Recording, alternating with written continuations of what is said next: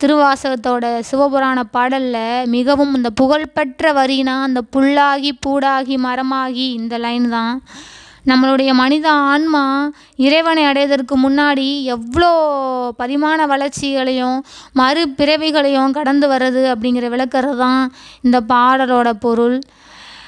அதாவது தேவர்கள், முனிவர்கள், பேயாகி எல்லா உயிரினமாகி எல்லா பிறவிகளையும் எடுத்து இந்த பிறவிக்கடலெல்லாம் சிக்கி நான் மிகவும் துன்பப்பட்டு துயரப்பட்டு களப்படைஞ்சிட்டேன் ஐயா, எனக்கு இறைவா, எனக்கு இந்த பிறவி மறுபிறவி எப்பயுமே எனக்கு வேணாம், உன்னுடைய பொன்னான திருவடிகளில் சேர்த்து இந்த முப்பிறவை இல்லாத இந்த முக்தி நிலையை தரணும் ஐயா அப்படின்னு சிவபெருமானிட்ட உருகி உருகி மாணிக்க வாசகர் வேண்டிக்குவார்.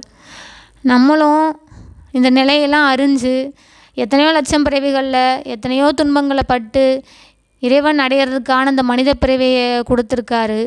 இந்த பிறவியில் வந்த நோக்கத்தை அறிஞ்சிக்கிட்டு நம்மளும் அந்த வழி பயணத்தில் பயணித்து இறைவன் எந்த நிலையில் இருக்கார் அப்படிங்கிற ஞானத்தை நம்ம அறிஞ்சு அந்த அம்மையமாகணும்.